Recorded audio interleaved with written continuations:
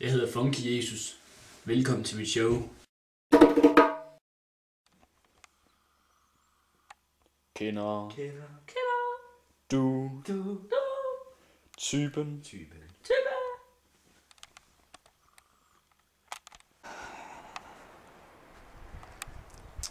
Ja, så er vi så kommet her til pureste sne.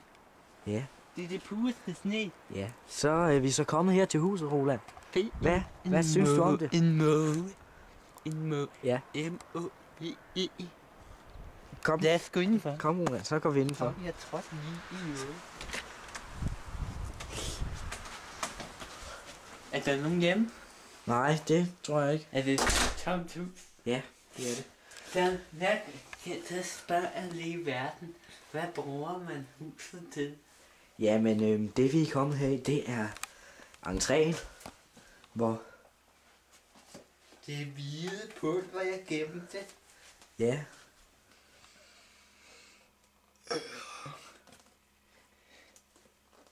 Det er stærkt. så skal vi så til vores første pointquiz her. Nej. Ja. Ja, på en quiz. Ja, og ja, det er her. Ja, Roland, du skal lige med Man kan her. godt pille ved tingene. Ja, så skal du fortælle om det. Skal vi spille kugle? Hvem ejer huset? Ja, det er det, du skal gætte, Roland, til sidst. Nå ja, jeg troede, det var hammerslag. Nu kan du se, der er en krukke her. En krukke. Ja, du må ikke kigge ned i, Roland. Så. Må jeg snuse til krukken? Ja, hvis det hjælper. Så skal vi sige, Det lugter til. nu skal du gætte, hvad der er i. Tror du, der er mus? Tror du, der er mus, hjemmelavede bomber eller lys i? Jeg tror, der er mus. Jeg tror, der er mus. Og hvad for en person har mus i en krukke? Det er en mus. En mus. En musemand. Ja, okay. En bussemand. Ja. Jeg kører bus. Så kigger vi her. Der var desværre lys i, Roland. Det er tæt på. Ja. Og lad os så lige tage en kig på, hvem Roland egentlig er. De fleste de kender Mac fra weekendvejret 1998, hvor jeg kom til at gå ind foran kameraet, hvor de stod og læste vejret op fra vejret. Og så er faktisk ikke så meget andet at sige. Det er det eneste, jeg laver. Weekend. Vejret. Ja.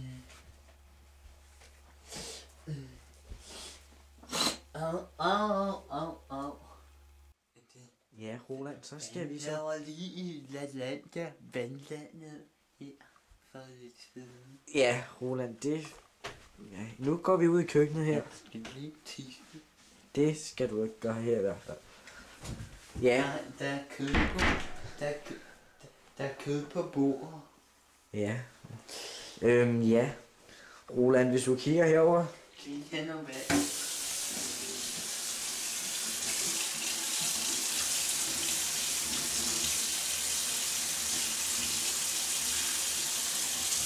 Ja.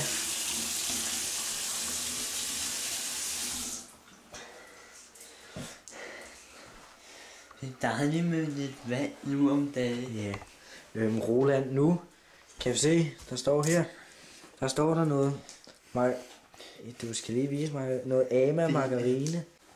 Ja, men Roland, hvad er det for en person? Det er pureste perler fra den pureste musling. Ja, men Stå på. hvad er det for en person, der har margarine? Ama margarine i sit hus? Margarine, det er rigtigt. Der er margarine i huset. Ja, Hvad sagde du? jeg spurgte om, hvad er det for en person, der har margarine i sit hus? Kan du prøve at beskrive personen? Jeg tror, det er personen, der bor i huset. Hvis Okay. det er mit umiddelbare gæt. Ja. Vi invaderer svenskerne. Og så skal du gætte, om herren går i denne flotte lysebrune polo, om han vælger at gå i denne blå polo, eller om han simpelthen eller om han simpelthen vælger at gå i ingenting.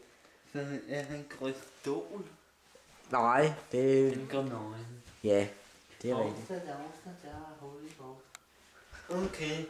Ja, skal vi gætte? Hvis vi sammenligner dem her, så er alting næsten brune. Så jeg tror den her. Men ellers så tror jeg, han er ret dum i hovedet, for han vælger den her, for ikke at ligne alle de andre. Men på den anden side, så tror jeg, han er spøgelse. Der vælger det. Lad os røre dem, så vælger den her. Kun på baggrund af malerierne. Ja, Det er ikke normalt, man er sindssygt i hovedet, hvis man er malerier, så må han også gå i sindssygt tøj. Det- det kan du i hvert fald godt have ret i, men svaret det er i hvert fald... Er det blommefromage? Det, Nej, det er bare sten. ja. Men Hvad var dit svar, det er rigtigt. Tak. Så du har fået et point. point. Ligesom det der, hvor man skraber, og så vinder man noget. nej, Det fik jeg altid som barn. ja, det vinder man jo heller ikke på. Okay. Ja, Ronald.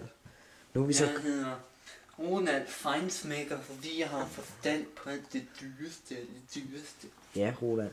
Nu er vi så kommet til her, hvor vi skal gætte. Ja, men det skulle være mødtrik. Nu er vi så kommet til her, hvor vi skal gætte personen. Og Det er personen for jer. person nummer 1 er... Det kan jeg se. Det er Poul Nyrup Rasmussen. Nej, det er H.C. Andersen, Roland. Det var det, jeg Det er sagde. person A. Det, jeg sagde. Person B er... Det kan jeg ikke. Det ved jeg ikke, hvem er. Det er Kirsten Siggaard, kendt dansk sanger. Og person nummer 3. Det er ham fra nyhederne. Det er ham, der læser nyheder op. Nej, Det det er er jeg sikker på. Jeg er Det sikker er- på det. Det er, Det er nyheder, det er simpelthen skønhedskongen Ole Henriksen. Det er cremekongen. Ja. Henriksen. Hvem vil du så gætte på? Er det Ole Henriksen, skal være Kirsten Siggaard eller H.C. Andersen? Dagens gæst. Dagens gæstehus. Det tror jeg er. Jeg kan vælge mellem 3 forskellige. Jeg tror det er.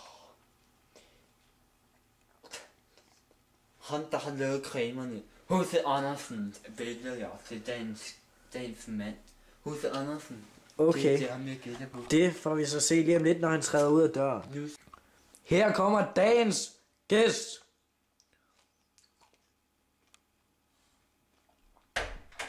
Ole Henriksen. Det er mig. Det er mig. Jeg er cremekongen himself. Ja. Yes. Ja. Hvor er gætteren henne? Ham der gættede mig. Ja, Roland han er gået hjem. Kunne han gætte mig? Nej, det kunne han ikke. Han vidste faktisk ikke, hvem du var. Okay. Nå, men jeg har nogle super gode cremer med til jer i dag. For det første, fået bagsum på Ole Henriksen Studio. Ja. Og artistisk ride. Og en nalleplurk. Og nogle sæbe her. Og super max manicure. Vi har tandpasta. Vi har powder. Vi har nogle pulver, som jeg bruger, når jeg skal sove. Og vi ses næste uge til en ny omgang af Kender du? Jeg har det altså, der har det, ja, Ole Henriksen. Hej, det er Svend, og det her det er de fineste klæder fra Kina. Og i Polen, det er de dårligste klæder. Ja. Ja.